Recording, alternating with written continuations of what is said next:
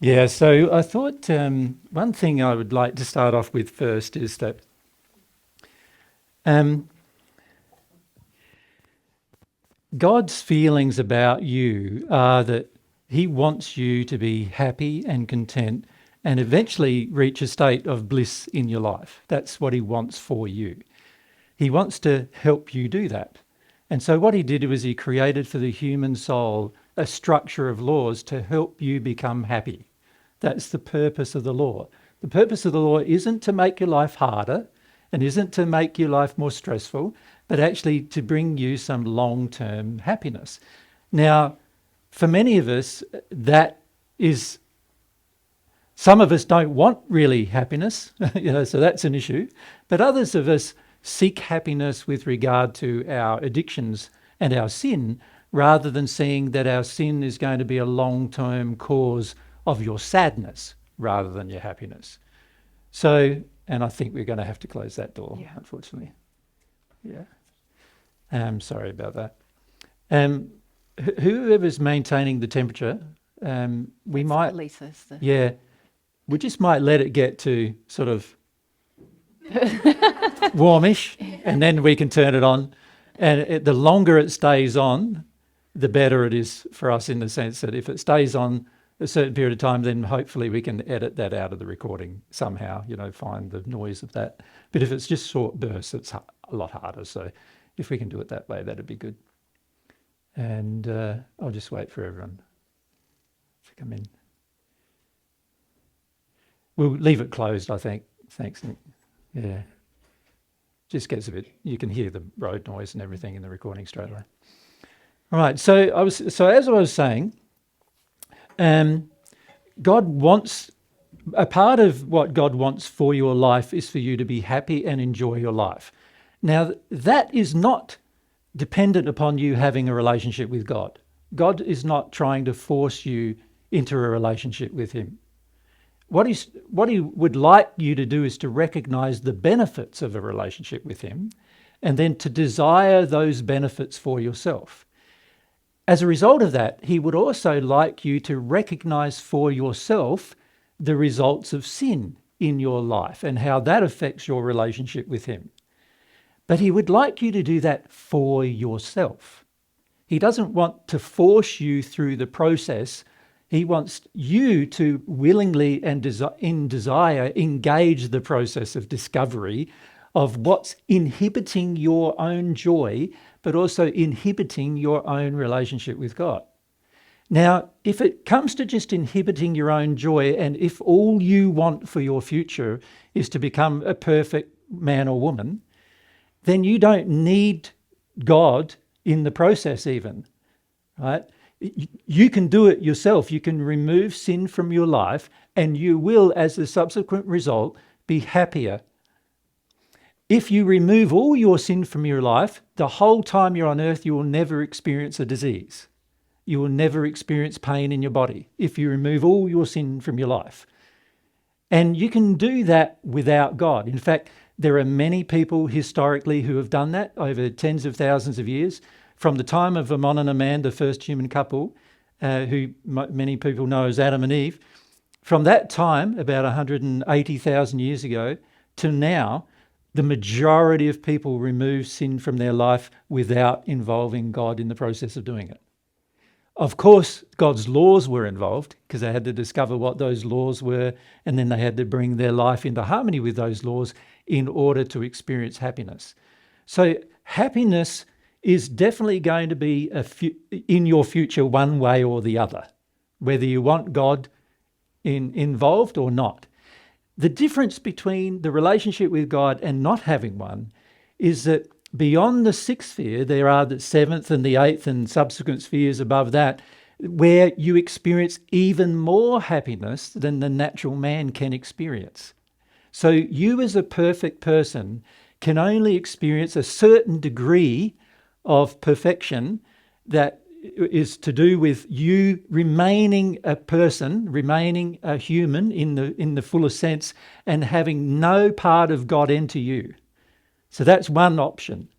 The other option is to have a part of God entering you, God's love entering you, and transforming your soul beyond that state of being human anymore. And that's why we call them angels, because they become more than human because they've now got a part of God's love in them. Now, the whole purpose of having a relationship with God is God wants you to experience the kind of bliss that he experiences. Now, obviously, God's infinite and you're never going to get to that point of experiencing what God experiences. But the more love you receive from God, the more you will approach the possibility of that destination. Without God's love, that will not be possible.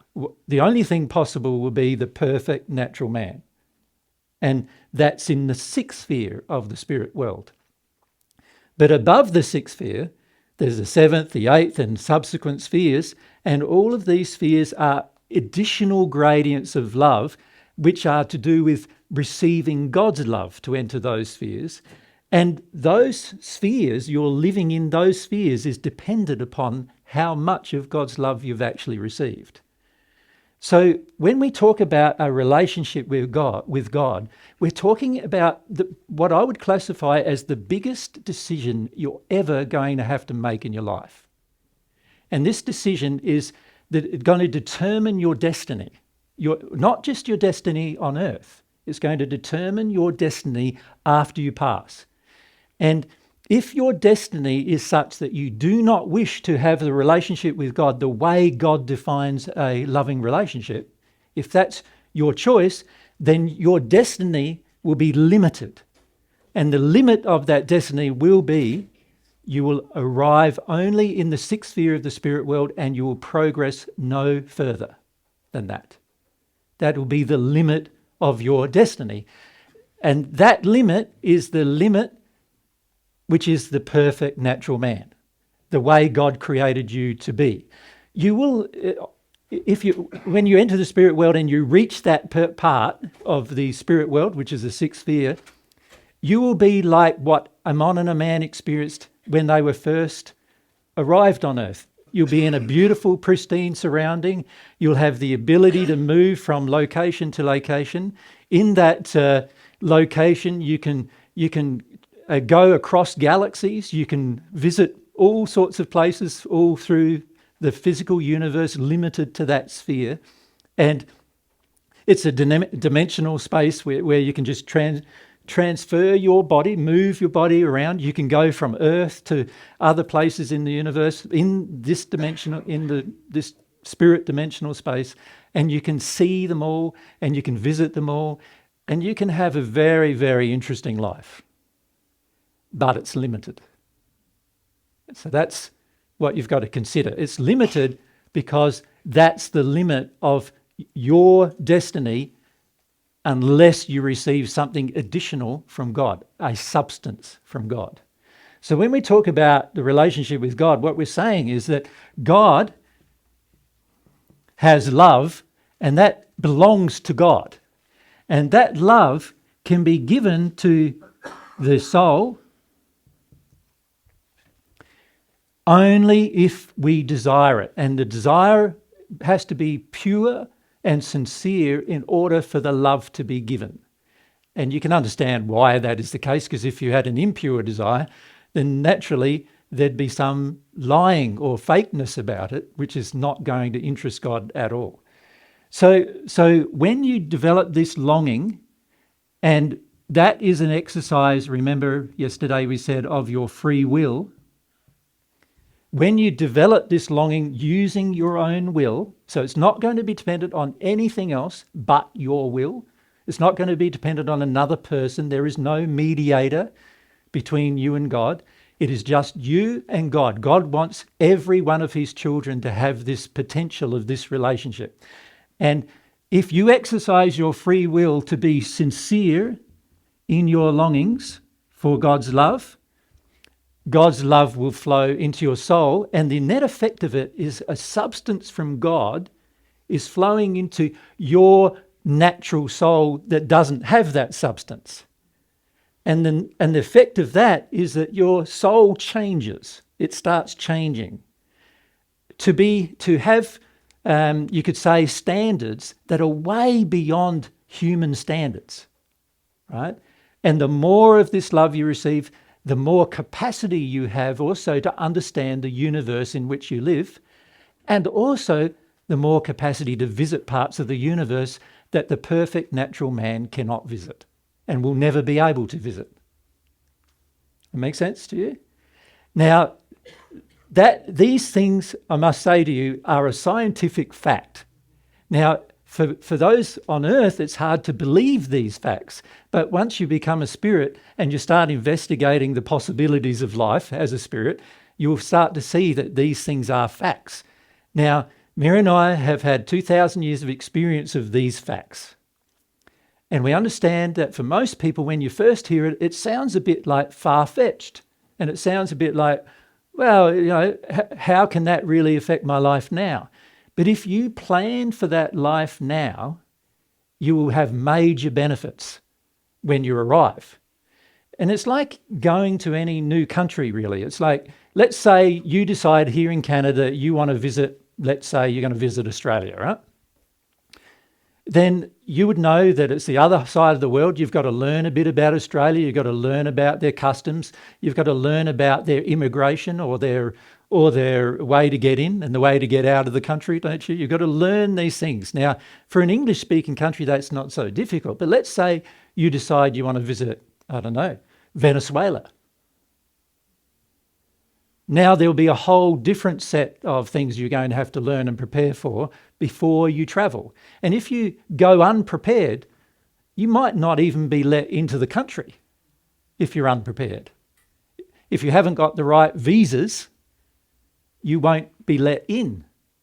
And you could think of the spirit life as the same way. Unless you have the appropriate visa, you are not going to get into the next sphere or the higher sphere or condition. And unless you have the appropriate visa, if you like, to get beyond the sixth sphere, you will never get there. And that visa is all about receiving God's love. That's the visa. That's the pass. That's the way you pass from the sixth to the seventh and then into the state of the eighth sphere, which is classified as at one-ment with God. You have to have received some of God's love in order to do that. Now, God's not saying you have to do it. He's just saying in order to get to that location, you're going to have to do it. Now, there's a whole slew of reasons why. And one of the reasons is because in your mind, there are things above the sixth sphere that cannot be understood by the mind. Every area above the sixth sphere is designed that your emotions have to be engaged rather than just your mind. So the trouble with your mind and the problem with the mind on earth is it's become so dominant. And while you're dominant in your mind, you are thinking, my mind is supreme. My mind is going to get me to the place I want to be. But that's not the case. Above the sixth sphere, your mind has to be given up, actually. In the seventh sphere, the whole reason for that sphere is to help people go through the process of releasing their mind dominance and becoming emotionally dominant, soul dominant. That's what happens in the seventh sphere. That's the process you have to go through in the seventh sphere. To reach at one with God, you're going to have to do that, right? Now, if you don't want to reach at one with God, well, then you don't have to do it. But if you want to be at one with God and have this sort of everlasting progress that can continue beyond the perfect natural man, you are going to have to do it. There is no choice. And you get to the stage where you go, well, I want to do it, because why wouldn't I want to do it? If that place is more loving, more beautiful, more blissful, why wouldn't I want to experience that thing that I wouldn't be able to experience as a perfect person? So there are a time in your future where you're going to have to give up the mind. It makes sense? In this process of progress. So your sincere longings are not generated by your mind. They're generated by your feelings. The problem with sin is that sin also affects your feelings. You have feelings for things that are out of harmony with love when you sin. So you can be using your mind to try to generate a sincere longing for God, And you can use your mind to try to not sin, and it's useless to you. You still will not get beyond the sixth sphere of the spirit world in your future if you do that. So even if you become completely sinless by using your mind to work through every one of your sins, you will not reach the seventh sphere of the spirit world. The visa to get into the seventh sphere is having received God's love to a certain degree, and also having come to understand that your emotions are far more important than your mind. To the point where you don't really worry about what you think about anymore. There's no thought anymore. There's only feelings that drive thoughts, right? That transition must occur. Now, let's look at yesterday. When we had the discussion about pets, as soon as we identify the sin and present some logic about the sin, can you see the general thing that happens is I start worrying in my mind, oh no, what am I going to do now? I've got a pet. What do I do with that? Well, my children have got a pet. What do I do with that? You know, you start worrying in your mind. And then in your mind, the thing that starts up is, if it's a sin, then I need to stop it. So what I'll do is I'll change my life from my decision-making process in my mind. I'll change my life some way to stop that particular sin. That doesn't change anything from God's perspective. If you want a relationship with God, you've got to change your feelings about it, not just your mind.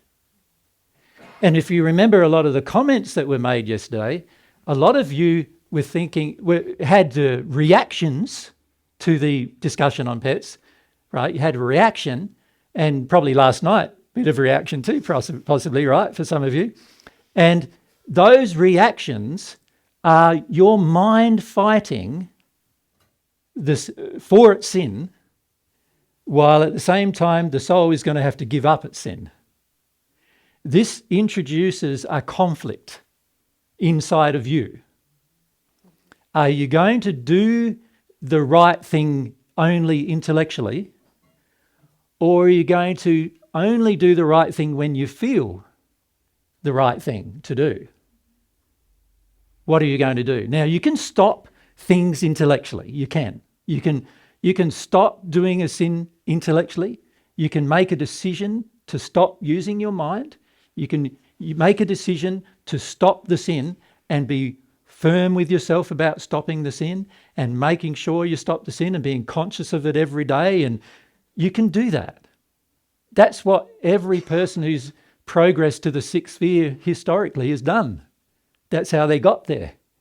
And you can do that. And you can work through the feelings you have about that as you do that, because you will have feelings when you try to stop an action that you really want. So if you really want a pet and you need to stop having one, then you can see, I really want one, but I need to stop having one if you believe you need to. And then you're going to end up in this sort of state, aren't you, where your feelings are saying have one and your mind's saying don't have one. And eventually this war, the battle that's going on between your feelings and your mind is going to have to be resolved in order for you to calm down, in order for you to become relaxed and peaceful again. This is one reason why a lot of people don't want to hear about their sin, right? Because every time they hear about a sin, there's an internal battle. The internal battle ramps up inside of yourself, and it's very uncomfortable, and it feels like now there's no peace. And this Jesus guy has just brought me no peace to my life now, right? And it's the way we think. We go, well, how do we deal with that? Oh, we just avoid him, and then we get to have some peace. But it's not going to work that way for you in the spirit world.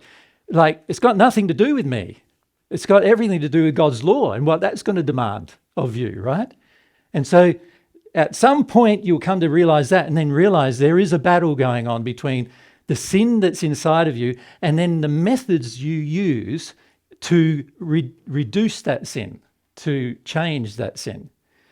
And you have a choice of using a method, which is the perfect natural man's method, which is use your mind, shut down the desire to do the action, or feel the desire to do the action but don't do it, and then go through this internal conflict until that conflict is resolved emotionally. And that's what will be required for you to change most sins if you progress towards the perfect natural man. And that's going to take a lot of time, right? The average person to reach from Earth to the sixth sphere takes 200 years. Once they know what to do. Now, it may take them 1,000 years to learn what to do, and then 200 years to do it. But an average person takes 200 years. It's very rare. We have met some people who've taken 50 years, but they've lived a very moral life on Earth, which is not what we see happening very much nowadays, right? But historically, the average person, 200 years, once they become aware of their sin, it takes them 200 years to sort themselves out. Can you see, if I don't become aware of the sin, it might take thousands of years. There's people we know from our first century life who are still in the same place they arrived in the spirit world, in the hells, as they were 2,000 years ago, because they haven't even become aware yet of their sin, let alone desiring to change it, right?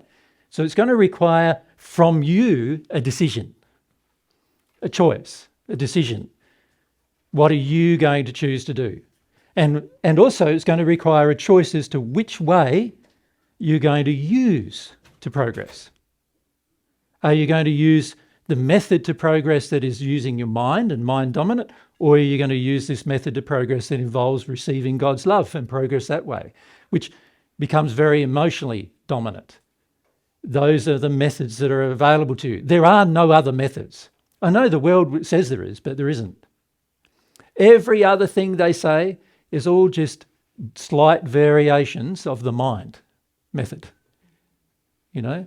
So when they talk about neuro-linguistic programming, or when they talk about, dealing with energy, or when they talk about, all other forms of progress, well, they're all just using mind, right? And none of them are God's way. And so there's really just two paths. And this is what I said in the first century to everyone. There's really just two ways. There's the broad way, which most people take, right, that leads to the perfect natural man. In the Bible, it's now quoted as leading to destruction, which is not the case. I said it was leading to the perfect natural man. And then there's the narrow way that leads to infinite growth and life, God's way. They're the two ways. And every way that humankind have come up with and imagined themselves to have on earth has all been just the broad way, a part of the broad way. The broad way is like hundreds of thousands of different ways, all determined by different people and different suggestions, and they all end up at the same place. So in the end, it's just a great big wide way using all different methods to get to the same place, right? And then there's this narrow way, which is a method that is the only way that God has defined to enter this relationship with God to the point where you become at one with God and can live in a place of bliss that's forever progressing, always progressing, never staying the same. You think if you reach the sixth sphere, let's say it takes you 2,000 years to reach the sixth sphere, let's say, and you reach the sixth sphere and then, you're there for 100,000 years. Imagine. Now, I know for many of you, 100,000 years is like hard to even imagine, but imagine after 100,000 years that you still haven't moved from the sixth sphere. You're living the same life you were living 100,000 years ago. How's that going to feel? Can you see after a while it's going to grate on you probably, right? It's going to end up feeling like, what's next? You're going to wonder, what's going on? Like I progressed to get here and now I can't progress anymore. What's happening? Is this the limit of my destiny? And in fact, in the sixth sphere, there are colleges, what you would classify as universities on Earth, examining that one question as how they can reach the seventh sphere. Without God, of course. So they're trying to work out how. And it's actually a physical impossibility because you can't get there unless you've received some of God's love. Right? And you can't even understand the place unless you've received some of God's love. Right. So if we look at our discussion yesterday, you can see we raised the pet issue. Just one tiny, remember we talked about the hierarchy of sin, and the pet issue was really the physical, right? On the physical level, choosing to have a pet is a physical sort of decision. Of course, there's a lot of emotions and spiritual beliefs driving that decision, which are more important actually than dealing with the physical problem, for dealing with the physical problem. But if you look at that one decision and you go, it took us an hour and a half to flesh it out, and most of you are still not very convinced, right? How long is it going to take you to resolve an issue of sin that's bigger than that? Can you see it sort of like, what kind of humility is it going to require from me to deal with something bigger than that? Something that is not even really about me, about a pet, and it's already taking me an hour and a half to even get to the stage of having a reasonable discussion about it, to look at the picture. And of course, we didn't look at the whole picture of it in that hour and a half. We could have spent a day or two. Is it going to take a day or two with everything? Well, obviously, if it's a physical thing and it takes a day or two, and there's hundreds of physical things we can do wrong in any moment. And then if you look at the hierarchy, let's look at the sexual issue that we discussed yesterday. Could you feel in the group how you were right there discussing the physical issue about pets for the majority of you? Some of you are a bit bored with the subject, but others of you were right there, right? But then when it came to the sexual issue, it's sort of like, whoa, now things are starting to get a bit challenging. Emotionally challenging, future challenging, relationship challenging. Now, that was just a sexual issue. We hadn't even got to an emotional one yet. Right? Of course, it triggered a lot of emotional things, didn't it? But we haven't even got to what it triggered yet. And we're just discussing the actual issue. Now, if we're going to get that shut down, looking at just what are very low on the scale of the issues that we need to examine, can you see it's going to take us a long time to sort ourselves out? You follow? Do you want to take that long? And see, what most people do is they go, well, an hour and a half to discuss the pet issue, an hour and a half on the sex issue, and I'm starting to get like I don't really want to hear it anymore, and I don't want to need to make some decisions in my life about it. Where are we going to go from that with the emotional issues and the spiritual issues? See, I want to raise some emotional issues and spiritual issues with you today, right? And then we will look at those two issues. If we're already starting to get shut down with those issues, the ones that are easy to understand, then how are we going to go with the ones that are more difficult and that involve me having to feel some things? That's going to be interesting, isn't it? As to what we do with that. So what I'm suggesting is this. The reason why we're doing this discussion with you is because we want to create an awareness. But I don't want to force an awareness on you.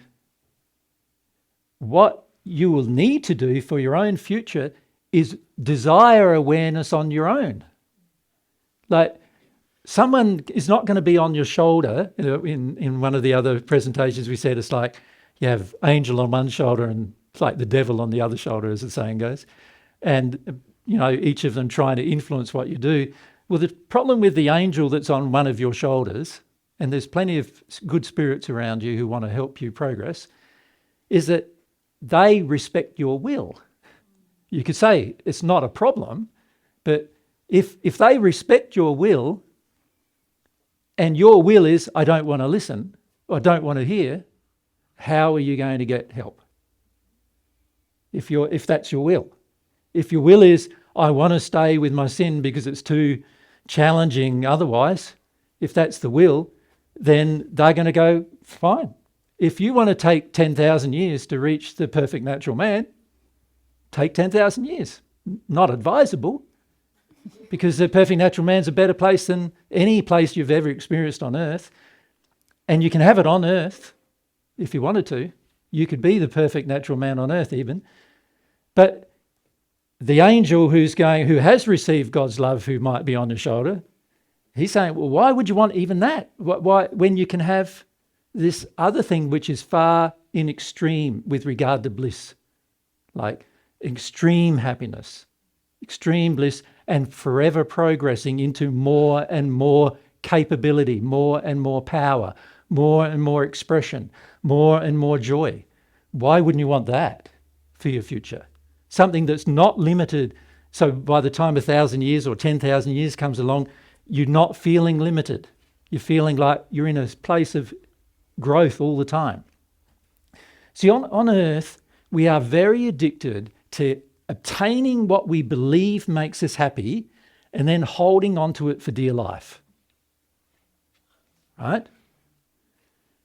And from that point, we're really saying, don't change anything. Right? Don't change anything, because if I lose what I've got, there's a fear of losing what we have. And if I lose what I've got, then my life will be unhappy again. And I don't want it unhappy again. But the problem with that concept is that we're having no faith that we can progress to have more and more.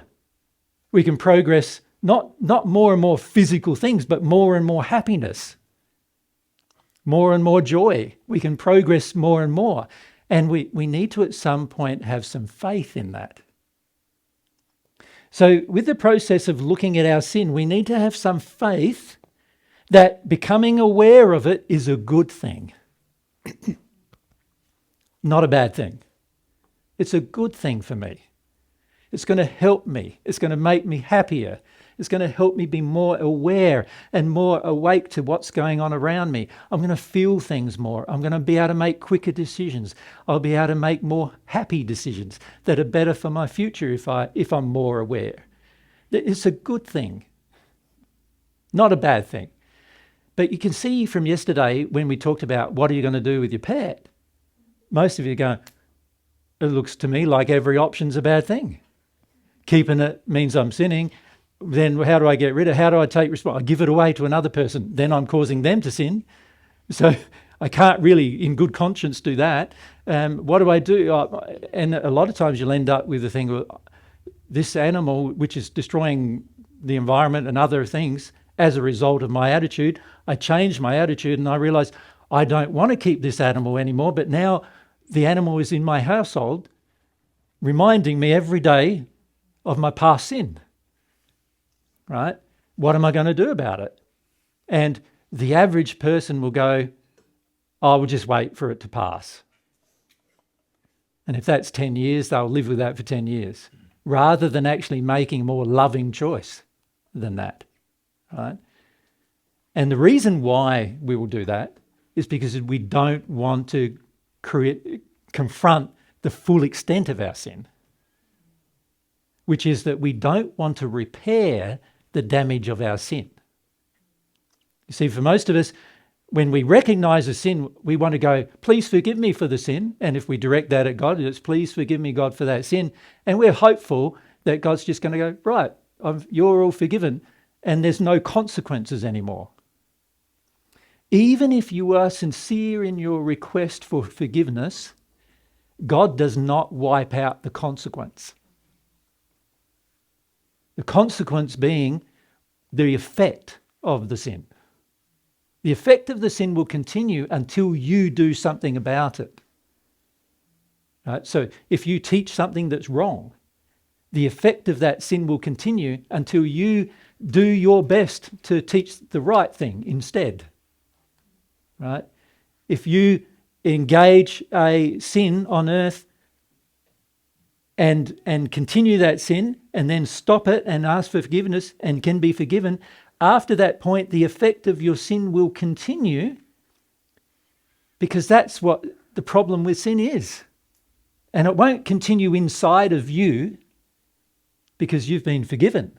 It will continue outside of you, and you'll notice it and you'll feel about it. And you'll go, whoa, look at that. I created a sin, and even though I now know I'm forgiven, I'm still needing to sort out the fact that I created that sin.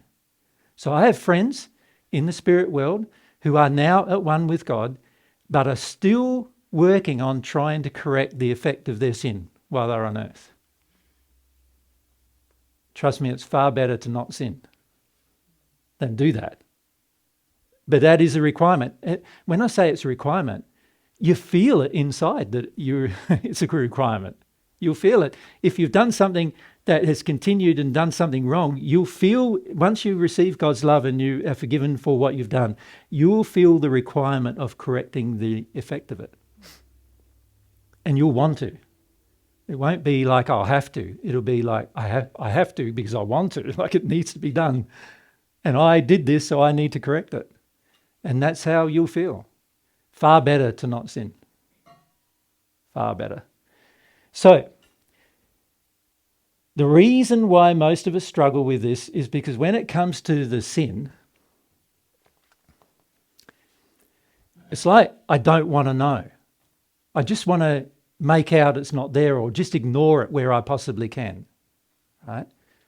And that attitude is going to slow your joy. It's going to slow down your potential for happiness. It's going to slow down your ability to receive truth. It's going to slow down your ability to feel through specific emotions. It's going to make your life like treacle, glue, where you feel stuck in a place for long periods of time. That's what it's going to do to you if you have that feeling. It's far better to have the feeling, I want to change. I want to grow. Now remember, God is not going to force you to exercise your free will to grow. He's not going to do that. It's something you're going to have to exercise if you want to grow.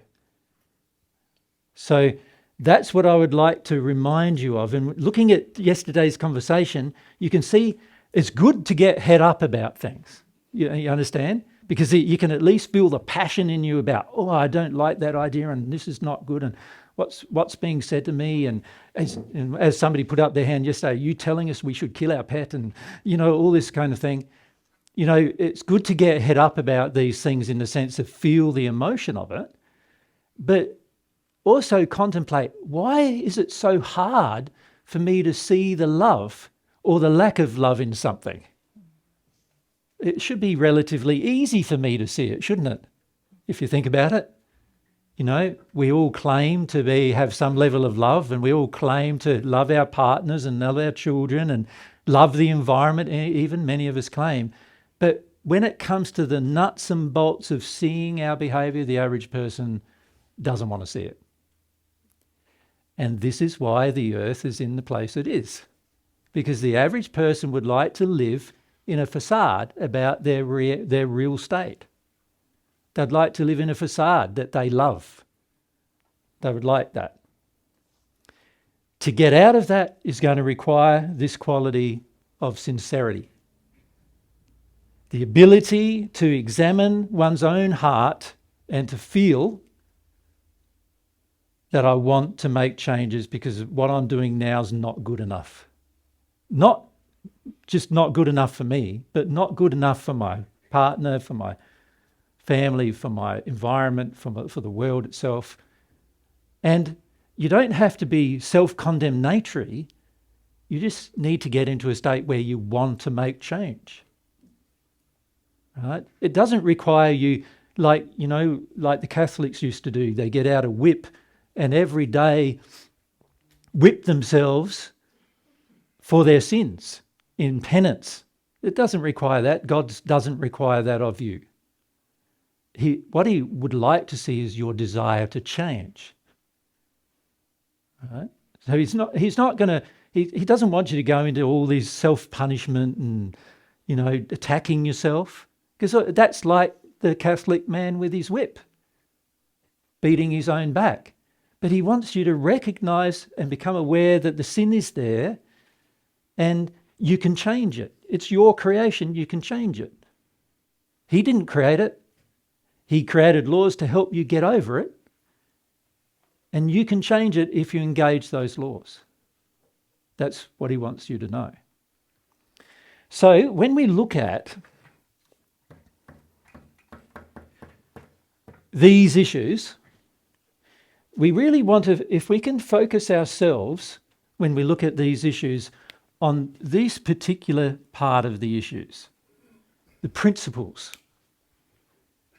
We want to make sure that we grasp the principles, not just the little individual sins, but the principle of how to resolve it. So yesterday we discussed some principles, and most of you forgot them during the discussion.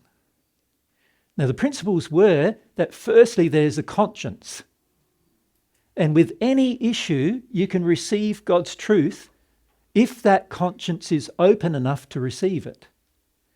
And you saw yesterday that if the conscience is not open, it becomes a lot more difficult to discover whether something is true or false, right? From God's perspective. Now, if the conscience is open,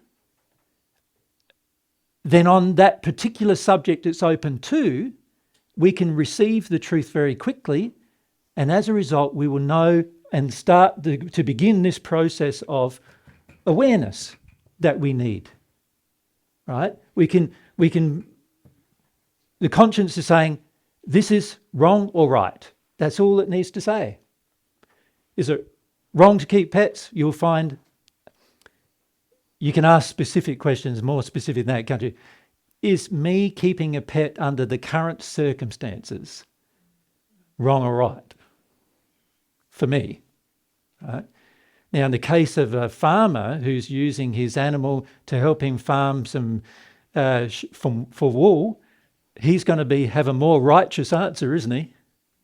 Because he's doing it for other reasons than just himself, right? But in the case of a person who's just got a pet in the home and there's no other purpose than to keep this pet tied up in the home or constrained in the home for most of its life, other than to meet the emotional addictions of the individual, then of course the answer is going to be pretty clear. But the trouble is, for most of us, we still have to guess the answer because we're not hearing it. And the reason why we're not hearing it is because we're so blocked to hearing truth from God generally that now we've got to use our logical brain, our mind, to determine whether it's loving or not. And that is going to be very subject to what I believe love is.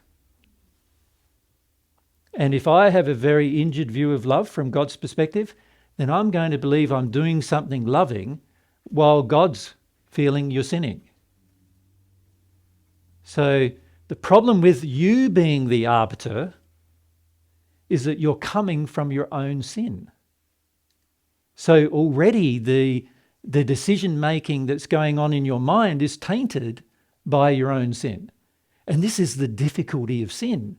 The difficulty of sin is that it taints even the way you think and what you believe. It taints your belief systems that you've imbibed over the course of your life to support the sin. And so it's going to be difficult to become aware of it because of these taints that exist. And that is the internal battle that each of you are going to find the hardest thing you've ever done in your life. You know? And every person who's ever done it has felt that. The hardest thing they've ever done in their life was to give up their sin, to work through their sin. So, this awareness is a very, very important thing to get.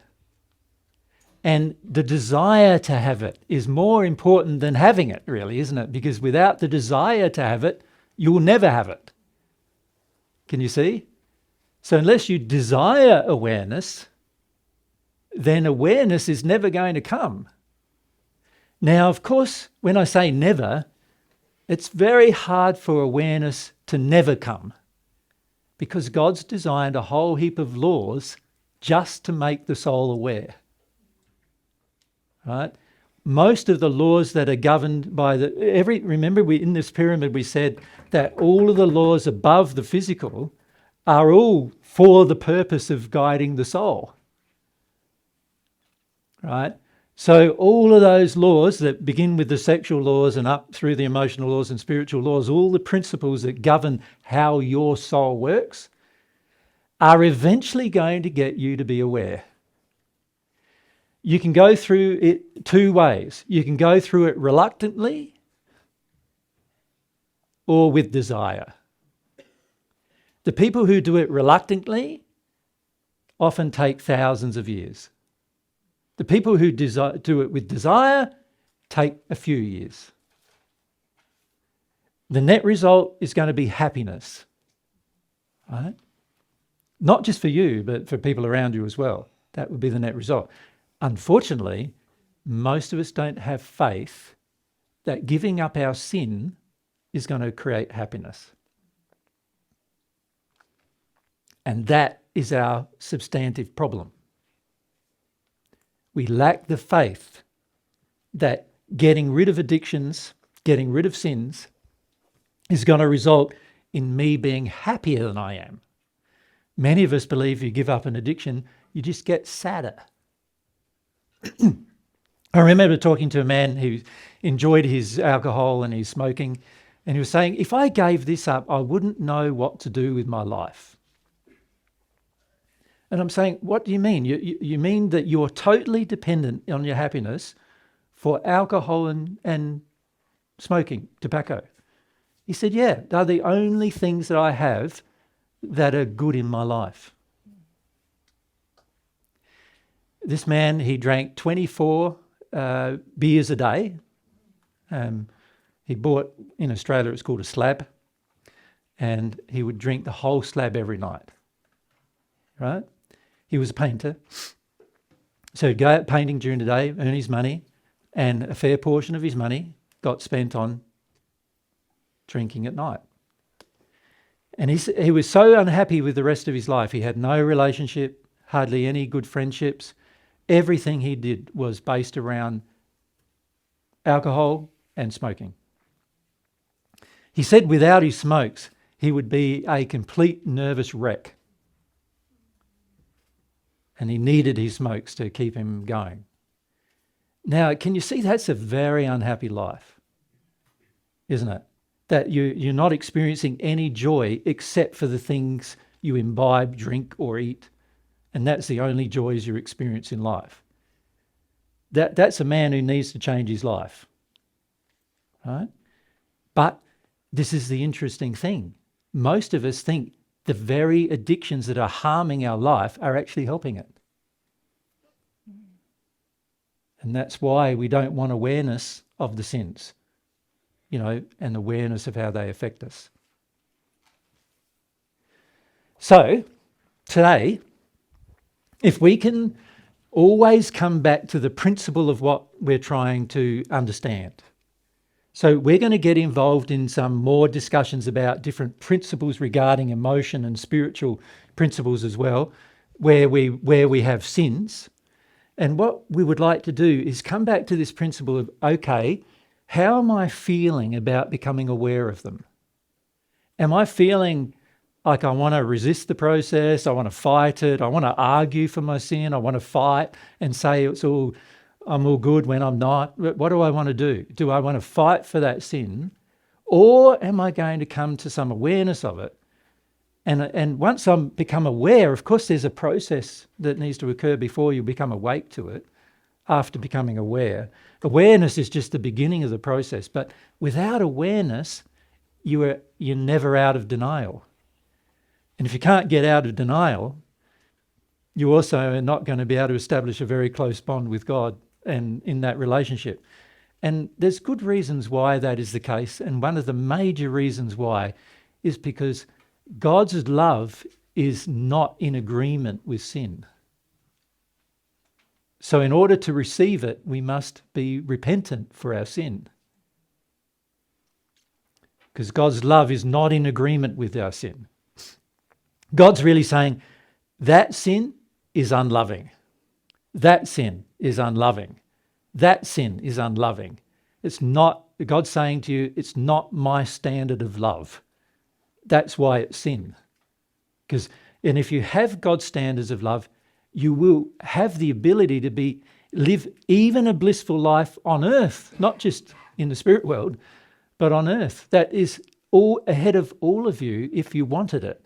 but it's going to require dealing with your relationship with sin, not just your relationship with God.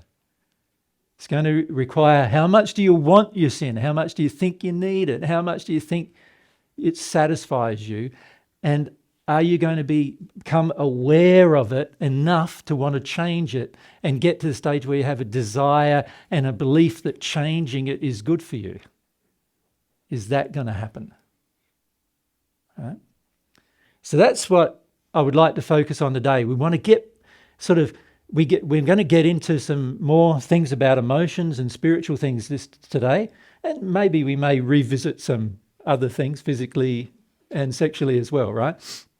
But in the process, what we want to do is focus on, okay, how am I feeling about this now?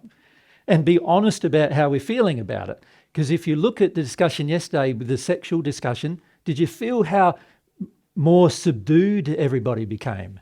Could you feel that? You can feel the mood of the audience even about how subdued you become when an issue challenges you more.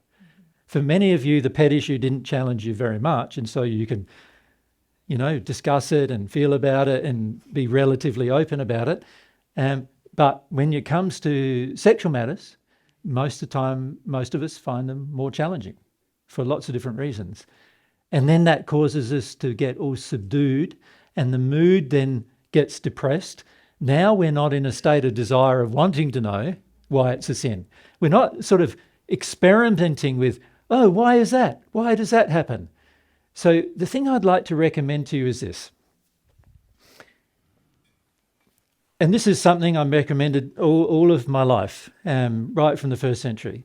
You remember it as a quote from the Bible that says, unless you become like little children, you will not enter the kingdom of God. Right? Many of you who are Christian would have heard that statement. What that means is, how does a little child treat truth? Does it treat the truth with resistance and avoidance, or does it have a fascination for it? Which one is it? It's a fascination, isn't it? A little child goes, why, Daddy? Why, Daddy? I don't know, any of you are mum or dads, you would have at some point experienced this, right? Where, why does that happen? Then when you tell them why is that true then? And then you tell them why is that true? And you get to a place where sometimes you don't even know why yourself, right? And so it becomes very difficult. And so it's like, why is the sky blue, Daddy? And I go, well, I better go and investigate why the sky is blue, just so I can answer that question. And the child is not... He's not judgmental about the answers he's getting, is he? He's assessing without being judgmental. He's open to the ideas and the concepts, and he's open to them being proven through further questions and discussion. Right? That's how the attitude of a child. Many times as adult, we've become so arrogant that we don't have that attitude anymore with life. But we are in in your first incarnation, which all of you here are, you're in the infancy of your life. You think there are people who have lived on this earth who are now 180,000 years old. And how old are you? Like 90, 80, 70, 60, 100, even if you're 100. You're young. You're like, for them, it's like baby young. You understand? Yeah, they've lived 1,800 or more times more life than you have, right? Baby young. So don't give up the attitude you had as a child of seeking, searching for more truth, finding it. God will reward that search. In the first century, I used to say to people, keep on seeking, keep on knocking, and it will be open to you. Yeah, many of you who are Christians would have heard that statement too, right? And that's what I meant, to keep this attitude of a child seeking for more, seeking for more, seeking for more. Learn to become a student of life for the sake of your own happiness, but also for the sake of the happiness of those who you will come to love, which won't be just limited to your family or your friends in the future. It'll be everyone you meet, So can we do that today? have that seeking, right? Yesterday afternoon in the sex discussion, the seeking attitude stopped.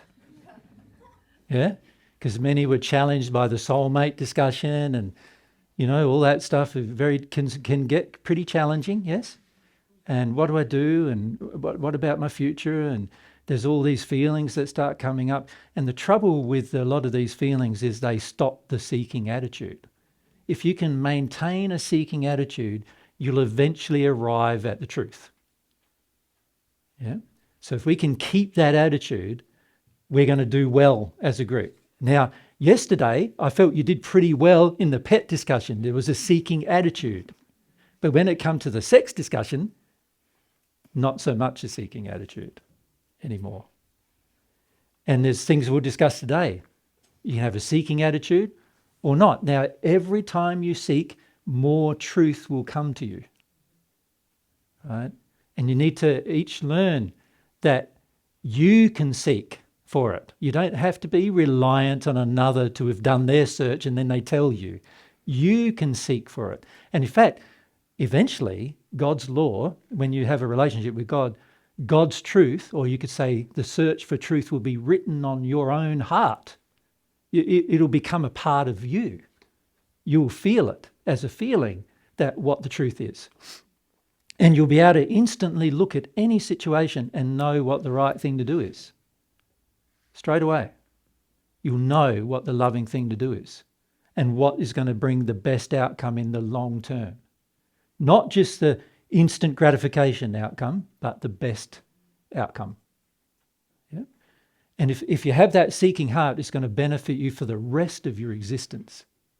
Not just here on earth, but everywhere. There's so many things in the spirit world to learn about. The spirit world is like a superset of anything you could learn on earth. So, biology on earth, fascinating. But in the spirit world, superset of that, when it comes to any scientific understanding, physics, chemistry, superset of that in the spirit world. There's just more and more and more to learn. And the person who has a seeking heart is going to enjoy life, learning and receiving the benefits of the learning for yourself. And in the process of learning for yourself, there are some things you might discover that no one else has ever discovered, and then you'll benefit everybody from what you discover as well. Right? That's the benefits of learning. So that's what I encourage today, yeah? We can do that? Yeah, good though. All right. Now, it's midday now. Yeah, I'll go for another half an hour, and now we're open to questions again and discussion, right? So let's focus back on this awareness, and we want to focus on sins that are emotional in nature.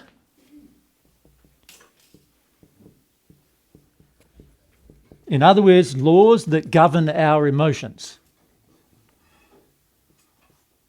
Where we're breaking them, hey? Yeah. Yeah.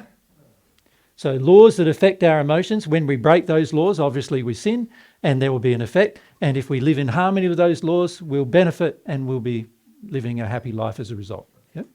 You want to say something? So microphone, just keep your hand up. So that's it.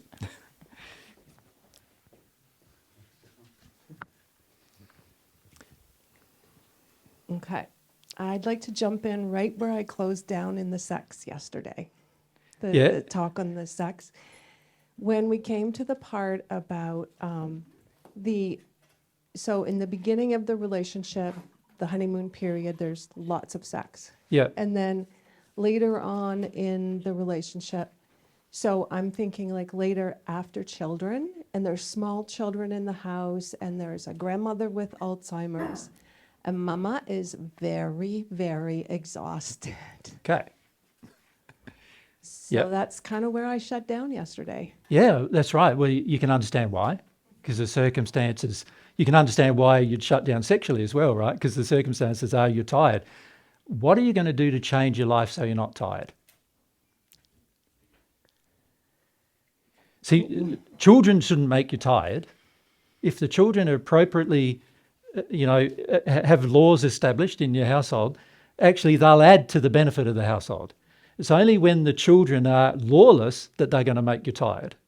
So teaching the children God's ways. Yep, and particularly about laws, right? And also establishing laws in the household of what they're allowed to do, what they can't do, and that they've got to contribute to their own life. They've got to, by the time they should be 2 or 3, they should be cooking, cleaning after themselves. 3 years of age, by the time of that, we've got some children in Australia we've been helping the parents with, and by the time they were 3, they cook in their own meals, they prepare their own meals, they don't go shopping yet. By the time they're 5, they're given a budget and they go shopping for themselves. Eli started shopping. He's got his own trolley, but he can't pay at the. He can't pay yet, right? but Eli 3, he's doing his own shopping, and Mum will tell him, no, that's no good. You can't have those lollies, no, and explain to him why and whatever. But he goes through the checkout, puts his gear on the table, goes through the whole process of, right. When he comes home, he cuts up his own food, he prepares his own food. He knows when he should go to sleep because when he's tired, and if he doesn't, then there's laws that are enacted to change that. So by the time he's 4 or 5 or 6, he should be a breeze, right? So when you want some sex with your husband, he'll be going, "I'll clear out. You got your time," right? There won't be any problem there with the children. Now let's look at mother with Alzheimer's. What decisions are we making? If you're unable to care for a person by yourself and you're finding it very, very difficult to care for a person by yourself, then you've got to consider, don't you, to make some different decisions. Now, usually, unfortunately, in the household, it's left often to the woman, isn't it, to care, right? She's the one who's viewed as the nurturer or the carer, and so you're taking on a role. So you've got to start looking at, why do I take on this role? And why does my mother have Alzheimer's in the first place? Right? And am I paying for her choice? Right? See, this is a thing that most people won't face with regard to diseases on earth of all kinds, is that most of them are caused by the person's individual choices. Right? And so we've got to come to a point where on earth where we all understand the personal responsibility of a disease.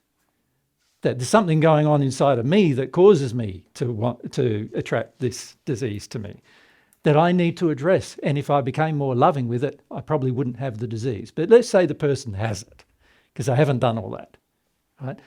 Then is it right for you to pay the penalty of somebody else not dealing with their own sins? No. So what are you going to do about that? How bad does it look when you say, I don't want to care for my mum anymore? It looks bad, right? And so for the majority of people, what they will do is they will go, that looks bad.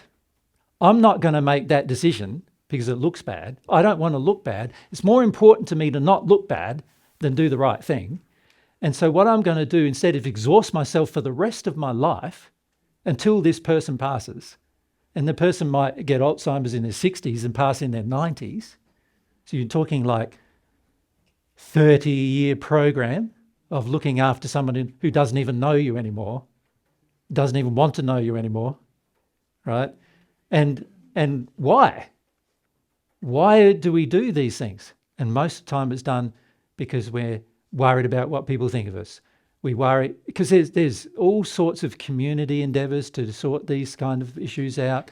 There's all sorts of things that can be done actually to actually encourage people who don't want to remember their life to remember it. There's things that can be done to reverse Alzheimer's, right, as well. By, there's music things, but they're going to have to cope with emotion at some point. And the reason why they've got Alzheimer's is they don't want to, right? And that's going to have to be addressed. And they're using their will still to not deal with anything. So are you going to support that? There's going to be tough decisions needing to be made here, right? As to what do we do with people as a community, as a whole earth? What do we do with people who do not want to be personally responsible? What are we going to do with those people? We've got to come up with some solutions. Those of you who are caring for someone, you're in the prime seat to come up with some loving solutions because you know the hardships You know what's involved. You know the feelings involved. You know what you're going to have to work through feeling-wise to do it. Now, if you did all of those things, so the question was about sex, right? But if you did all of those things, you wouldn't feel exhausted. And if you don't feel exhausted, then that would no longer be an excuse to not have sex. Yeah, would it? The problem is for most of us, we don't want to do those things. And that's why we end up in the situations we end up. We don't want to make some hard decisions. With our children in particular, we don't want to make some hard decisions.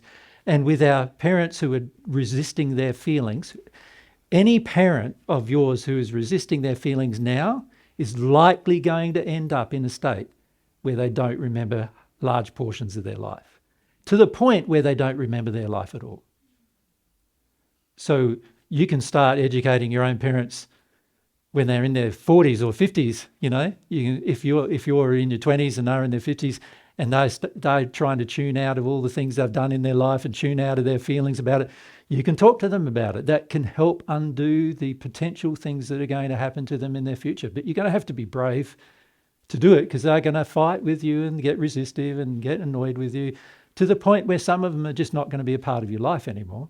They'll go to that extreme, and then you won't have to care for them. Because they won't even want you around to do it, right? So I'm not saying to do it for that motive, but oftentimes that's the end result, right? And so a lot of times it's because we do not want to confront an unloving situation and actually deal with it in the moment that we end up in places of exhaustion. And as a result of that, it's going to have an effect on the joy of your own life. And because sex requires time for people to spend time together, it requires romance, it requires a number of things from us. When we're exhausted, we don't feel inclined towards those things. Of course, that makes it more difficult. And yet that relationship, the romantic relationship, can bring a lot of joy to your life. So what you end up doing is sacrificing like desire for approval from others and desire to be thought of as good and all these kind of things. You end up sacrificing the joy of your own life for those things. And that is not good for you. Yeah. So I'm not suggesting you don't care for people, but there are certain things you can do firstly in preparation for what is coming, but also things you can do when you're in the situation to buy you more time, right? And it's going to require cooperation of both parties in the relationship, isn't it, as well? Yeah. Because one thing that happens with a lot of men is when you start caring for someone else more than you care for them physically, the men start getting pretty annoyed with that as well, right? That often happens, and then that causes a degradation of the relationship as well, right? As women, if you're invested in the perception that you're a good mother and invested in the perception that you're a good person, you are going to make very bad decisions for yourself, unloving decisions for yourself. Yeah. So these investments are going to have to be dealt with. They're out of harmony with love. God didn't design you to be a mother. God designed you to be a person who's able to procreate, right? Which any woman on earth can do, right? So God's purpose for you in your future isn't to be a mother. God's purpose for you in your future is to learn who you are and engage that nature and personality to its fullest extent. You might be a scientist. You might be a chemist. You might be a biologist, really, in your heart. That's what you might be. But when you're so invested in just being mummy to somebody, you're going to give up the nature, your own nature. I don't have any problem with having children. I've had some of my own, right? Mary's had some of her own too, right? We've even had one together. And we have no trouble with having children. What we have problem with is when you're over-investing all of your addictions in your children. and you're not developing yourself anymore. That's the problem. And that, of course, means like the sexual relationship that you have with your partner and eventually with your soulmate is a part of your future development. If you're giving that up for the sake of anything else, you're giving up the wrong thing. Mm-hmm. Yeah? Make sense? Changes need to be made. Yeah. Good. Sandina?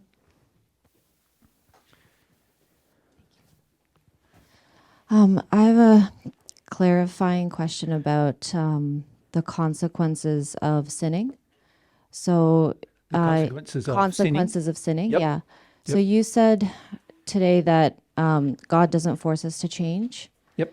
But I also heard you say that God is always destroying sinful things.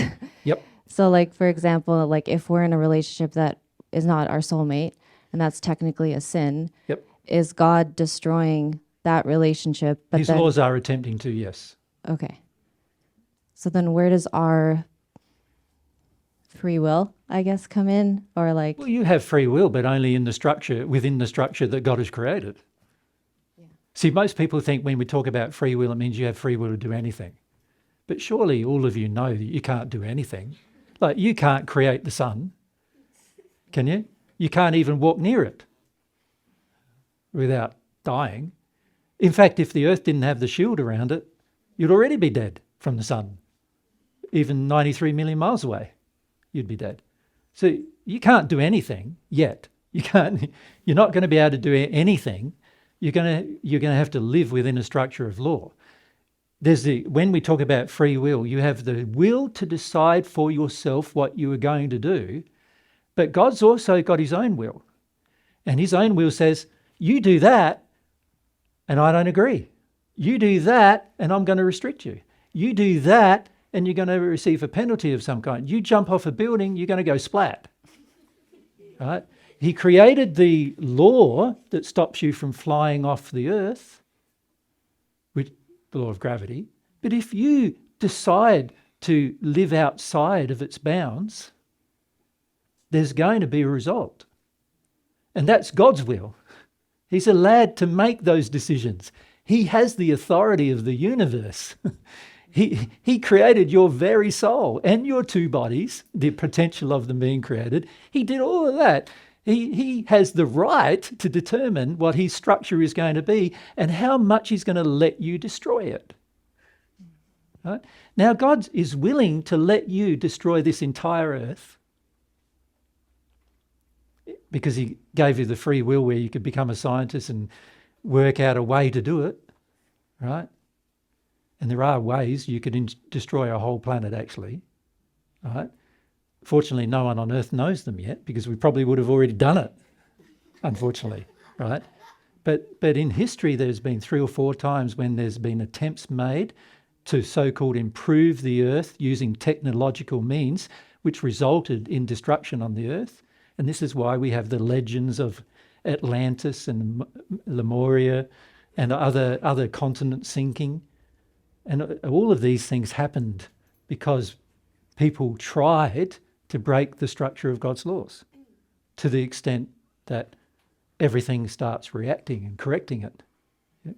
So you have free will, you have the right to make a decision one way or the other, but God has free will too. He's allowed to have the right to make a decision about what he's going to do about that.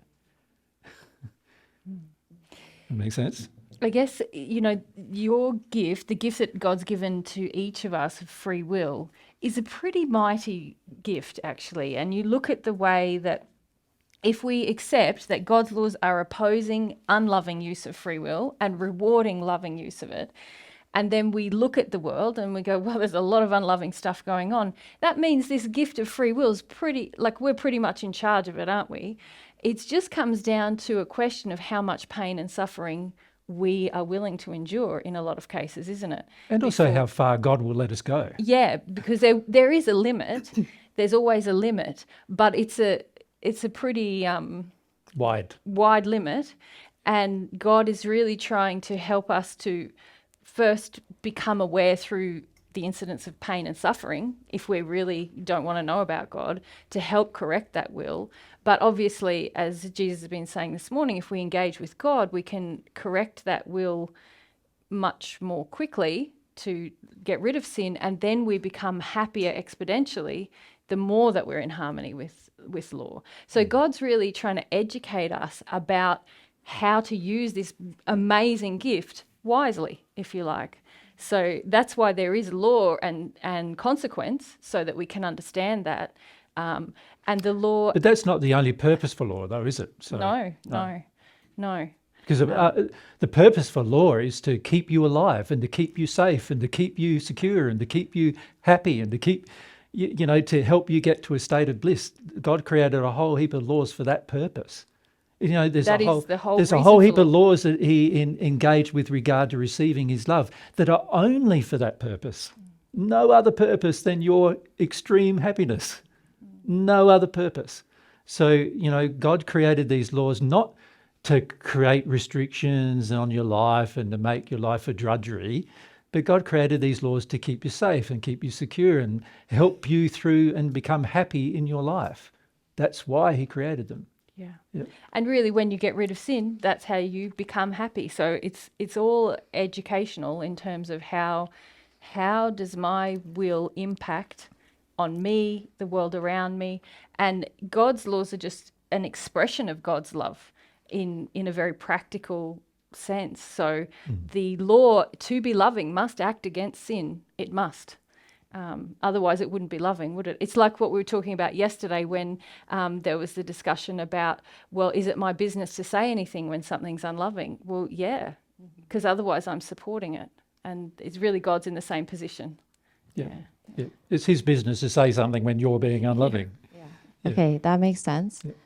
I think I have, when I get a consequence, I think I see it as punishment. Yeah. Or I feel it as punishment. Yeah. So that's because we believe the sin brings us joy.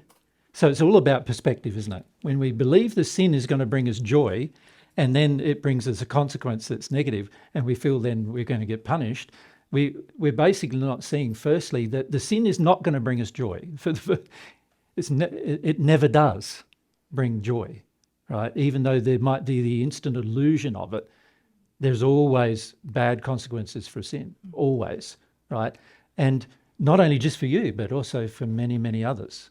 Your sin causes bad consequence for others as well. It's like the way we're destroying the earth at the moment is the next generation of children are going to have some bad consequences, aren't they? Right? So our sin is affecting even the next generation. And if we really loved others, we would see that. That even though our sin gives us the illusion that it's good for me, right?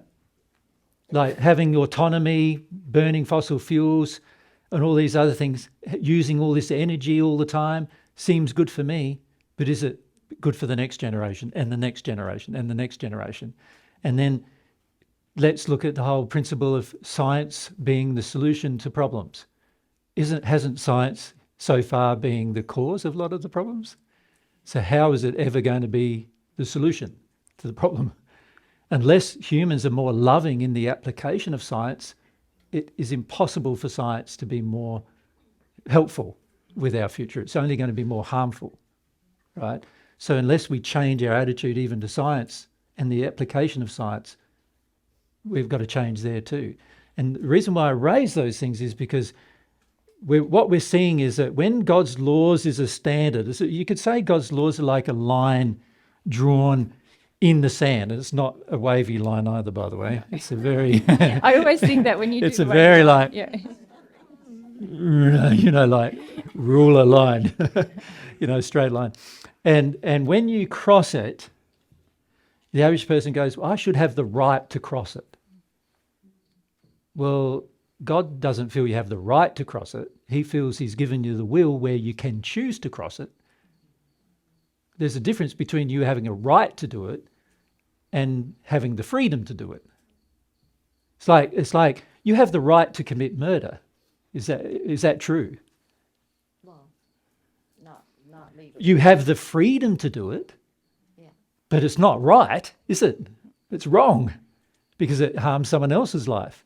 You have the freedom to rape, but is it right or wrong? It's obviously wrong because it's harming another person in their life. You have the freedom to be a pedophile, but is it right or wrong? Wrong, because it's going to harm a child and harm probably the rest of their life, right? So don't confuse freedom to choose with the right to do it. You understand? Yeah, don't confuse free will with righteous will, right? The righteous use of will. They're not the same thing. Okay, I have another question, but I don't know if... how do we know if we're getting a consequence for a sin versus, so we're struggling. So let's say, whatever, we're struggling like learning something and maybe we've made some mistakes on the way. Yep. Like maybe being irresponsible or love of self or something. Yep. How do we know that we're getting a consequence or if that struggle is just part of learning? Like, I don't know if you understand my question. Or even a third thing, that struggle is a result of other people opposing us. Yeah. You know, there's often many reasons why we may feel ourselves to be in a personal struggle. And some of those reasons are personal in the sense that we have caused that struggle. And then some of those reasons can be that other people want to harm us and bring us that struggle, can't they? And then there could be just mistakes I've made and the consequences of those mistakes need to be fixed. Now, if we look at each one, so let's firstly look at mistakes versus a purpose to sin versus others' sin and how that affects us, right? Because there's many other ways I could discuss this as well, but they're the three main ones I'd like to mention. From God's law's perspective, if you make a mistake, as long as you're willing to correct it, everything's done and dusted. But it's not to say there's no pain, because there will be pain. It's like when you're riding a bike and you're learning and you fall off, it hurts. But it's not punitive, it's educational, if you like. Yeah, it's just saying you're motoring along on a push bike. If you fall off again and you're doing 30 kilometres an hour, it's going to hurt. And it tells you straight away, don't do that. Like, oops, don't do that. Become more proficient at this thing you're doing. And so that you don't do that, you're hammering away with a hammer and you hit your thumb and it hurts like hell, right? And then you go, don't do that in the future. Become better at hammering those nails without hitting your thumb with it, right? And after a while, you learn that the more proficient you become, the less problems you have. So that's making a mistake and learning from it. And from God's perspective, making a mistake and learning from it is fine. You know, it's going to take time to be proficient in everything. When you were a baby, you had to learn how to walk. You fell over. You probably cried a few times. You know, you let go of the emotion and you got up and you walked again. And eventually now you walk. And how often do you fall over now? It's not only until you're 95 or something that you'll probably fall over again. And that will be because of muscular, atrophy or whatever is occurred. Once you become proficient at something, it becomes like natural. After that, mistakes have been helping you learn. So there's no problem with those. God doesn't penalise you for your mistakes. Before you rub that out, there is the issue, isn't there, say, in a relationship where initially maybe we made a mistake, but then when we're confronted with that, if we don't want to correct it, now we've immediately gone into something that's purposeful. Yeah. We've switched from there to there. Yeah. You understand? Yeah. So when you innocently make a mistake and you're prepared to correct it and you're prepared to re-engage it more properly, more in harmony with the law has already done its work. There's no other penalty. But when you make a purposeful decision to continue making the mistake, now it can't be called a mistake anymore. It's like, I thought to love a man, I just have to be a sexy mummy for him. I have to look after him and, make his dinner and do all that and be kind of sexy. I think that's what mum taught me. That's what dad taught me. I get into this relationship. Yeah. And then And I the man's realised- lapping all that up, right? Yep. So he's receiving all that, thinking it's all great. Yeah. And then I realized, oh crap, Yeah. that's not working out so well. I don't feel happy. And actually, I might even hear that's not a good thing. But then I go, oh, but I've invested so much in this relationship. And now And I'm now just I've going got to a house with him, and I've got a cars with him, and I've got children with him. And I've now got- I'm going to start to like make excuses and go, well, maybe if I can just pressure him to change and see the problem, it'll be okay if we stay together. Or maybe it's not as bad as I think. And, all of that now, we've gone from a mistake to something I'm doing on purpose. And this is where now there's going to be more consequences because it's about how I'm using my will. It's not an innocent use of will now, it's an educated use of will. And so naturally you think that'd be logical, you'd want to have more consequence for that if you're an educator, if we think of God as the great educator. He's an educator, yeah. Yeah. Yeah. We're all his children. He's just educating us how to be adults. Yeah. Most of us, when we pass Earth, we're still not adults. We take a fair bit of And time it takes to grow a fair up. bit of time in the spirit world to become adults. When you enter the sixth sphere, that's the first time you become an adult. Up until then, you're still a child. Doesn't matter how long that took. If it took 2,000 years, still a child for 2,000 years. Until you enter the sixth sphere, the perfect natural man, you're still a child, right? That's the learning process that all of us will go through.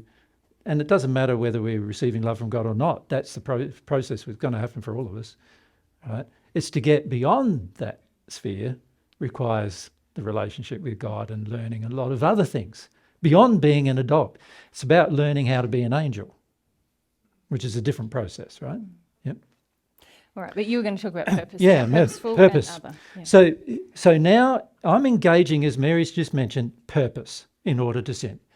Now that I'm engaging purpose to sin, obviously the consequence for my sin must be greater.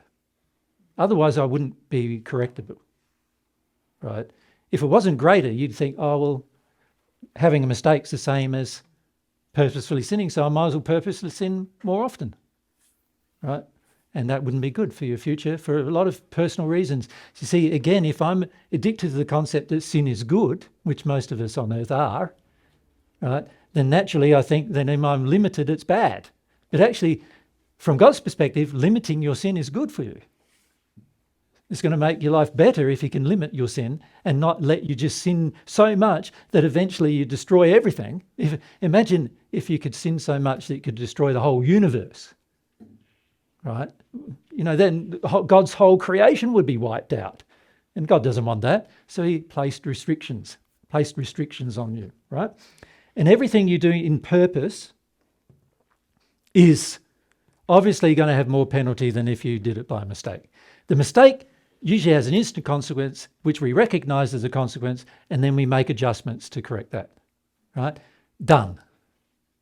Purpose, you're doing things on purpose. You can get the consequence, and sometimes it hardly has any effect on you. You still want to keep doing it on purpose. Often you blame others in that state, don't you? Yeah. Now, obviously, that has to be much higher penalties for purposeful sin, right? Now, can I say you can do purpose in two ways. One is by omission, right? And one is by commission. Is that how you spell commission? I don't think one of them is right, is it? But anyway. I don't know if Two there's M's. two doubles. One M for commission. Omission, sorry. Yes. Spelling. Right. Right. So when you have commission, sin of commission, that's when you know something is wrong and you do it. Sorry, commission. When you have a mission, you know something is right to do and you don't do it. Right? Both of those are done on purpose. Right. So you see a sick person and you don't want to do anything to help them. Would that be a mission? Right? The best way to help them would be to help them with their emotion as to why they got sick. That would be the best way to help them. All right? But if I refuse to do that, that would be omission. If commission is a sin where you, on purpose, you decide you're going to do something that's wrong, right? Both of them are purposeful, right? Which are different to mistakes. Right? Now, when others sin, one thing we must recognize on earth is that your sin causes harm to others. So naturally, when others sin, it's going to cause harm to you. And at some point, you've got to recognize, is the pain and suffering I'm in the result of others' sin, or is it the result of my own? Now, example of that was I was killed on a stake in the first century. Like I was what you call a cross. It wasn't actually a cross. I was hung like so, nails, feet, and that's how I was killed. Now, that method of dying was devised by someone else. It wasn't how I was going to naturally die, right? And they decided they were going to take my life using that method. Now, I didn't blame myself for that. And it's interesting, when you don't blame yourself for things, you don't feel as much pain with the thing happening either, which is an interesting thing that most people don't realise about pain, is that a lot of our pain happens because we're in fear and we blame ourselves for it. And a lot of times when we don't do that, we don't have as much pain. We're able to manage pain. But it was still painful, right? It hurt. But I didn't have the additional emotional pain, the additional spiritual pain, thinking that I was to blame for it. Yeah? It hurt for me, it was about 8 hours. It hurt, but it wasn't, I didn't feel like all the emotional hurt of having done it to myself, any of that. I didn't think I was the cause of it. Yeah. Make sense? It was what somebody else chose to do. So they chose it. The law visited the consequence on them. And after they passed, I tried to help some of them. One of them I did help. You know him as Cornelius. Yeah? But others I couldn't help. And they received the consequence of their act. Right? Now, a lot of times when somebody does something to us and we have a tendency to blame ourselves for what they've done, that's when we start feeling like confused about who was to blame for what happened. And that's when we start saying things like, oh, the law of attraction brought me this event because of something wrong with me. No, it didn't bring you the event because there's something wrong with you. It was a purposeful act by another person to hurt you. Right? And with people with free will, there's going to be that happen sometimes. If they're unloving, they will do that. The key is how you respond to that.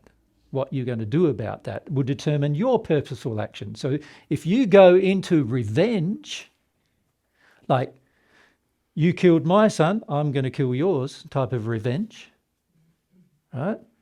Then naturally now you're both very much at the same level of consequence, aren't you? But if you decide, I'm not going to do that, and I'm going to feel my feelings about my son dying instead, than trying to kill somebody else's son because mine died, can you see any consequence won't be visited on you? Yep. So the law measures all of these things very accurately. And as you go on in life, and particularly when you hit the spirit world and in the celestial spheres, you'll see how accurately. It's right down to the law is micron perfect, It grinds down to the smallest atomic particle in terms of its perfection, the law does. Because it governs the smallest atomic particles, right? It grinds right down to the smallest particle. The law is firmly established and there's a consequence for everything. So you start to appreciate how refined it is, and you end up having a lot of trust in it. Trust in God's goodness, that God did it the way God did it. Yeah. But if you're trying to tell the difference, what do you think is the way you're going to tell the difference, given everything we've just said? Between those three? Yeah. Oh, I don't know. Yeah, fair enough. Fair enough. probably assess, like with mistakes, it happens quickly, like the consequence is quick, And your adjustment will be fast. and my adjustment is fast. Yeah. Like getting up to walk again. Yeah, after you fell over and had a cry. Yeah. Yeah. And then purpose is more, well, I know that I'm doing it.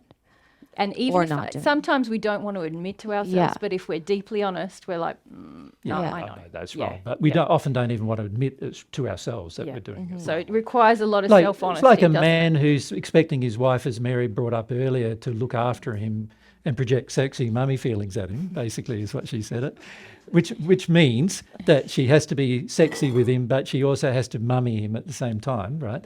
And in other words, look after him, prepare his meals, do his washing and his ironing and all that stuff. And tell him he's a prop good him up, boy. He's the thinking best he's a boy. great, Yeah. that's right, thinking he's the best man, right? And she's got to prop him up. Now, the average man receiving that knows that something's off, right? And the average woman doing it knows something's off, right? Too good to be true, Michael. No, So when you awaken it's to your too sin, bad. you will think Get it's it right, terrible. You think Michael. it's yucky. Yeah. That's bad, not good. Yeah. So the average person knows that there's something wrong with it, that it's quite, in fact, it's quite like yucky, like sleazy, isn't it, in a way? Because it's like the person you've got a sexual relationship with is acting like your mother, you know, like, you know, so if you really feel about it, you know something's wrong. But the average person just says, I'm getting the sinful benefit, what I think is the sinful benefit. I'm getting the instant pleasure from it, and so I'll accept it. People often say to me, but they want to do it, so why can't I receive it? If the other person wants to do it, then why shouldn't I go along? If, like one guy was saying to me, people want to look after me all the time, so why shouldn't I just let them look after me all the time? Right? So he knows that they're looking after him all the time in saying that comment. And this is the problem. Most of us do know. A lot of people think when they come to God, they're going, but I made all these mistakes. And God's saying, you did it on purpose. You know, like, this is the trouble. It's like, for a lot of us, we're thinking, oh, please, no, it's a mistake. Like, you're driving along the road, you know, and there's speed sign, you just passed, we said 90, and you go 95. Is it a mistake? You just saw it, and you're still. And then when you get pulled over, it was close. Like, it was just a mistake, you know. And then you start even, you know, most people are tempted even going, I didn't know that sign meant that, and I didn't know. You know, we come up with all these reasonings, but actually, God's laws measure everything mathematically perfectly, and so you can't claim it's a mistake when from what the law is measuring is it wasn't. You know, you're not going to be able to do that with God. God's laws are perfectly not negotiable. And if it is a real mistake, God's law measures how real it was, right? And if it was a mistake but really done on purpose, again, God's law measures that. You know, so, and at some point in your future, the more experience you have with the law and living in harmony with it in particular, you'll recognize that more. Yeah. Yeah. And also the conscience. The conscience is your great carry with you everywhere tool to, you know, go, hey, Did God, I do that by mistake? have I got a problem here? You know, is this other people, or do I also have something to look at? That kind of question. That kind of question, yeah. Okay, got it. Thank you. Yeah. There's plenty of ways that God wants to help you work it all out. Yeah. The trouble for many of us is we'd like to believe there's no ways, because if we can believe there's no ways, then we can believe that everything we do is a mistake rather than being done on purpose. And then we can come to God when our sins are rolled before us. And by the way, in your soul is a stored record of all your sins. And when they are rolled before you, as will occur at some point in your future as well, and it's pretty confronting to have that happen. When it's rolled before you, you'll go, but that was a mistake, but that was a mistake, but that, you know, you'll be going like that for a while, and that's because of this problem. Lack of awareness of the sin, a desire to deny. the sin. Yeah. Well, it's time to have dinner, eh? Yeah, yeah, Have let's some do it. lunch. So it's 1:45. So can we come back 1:15? That'd be great.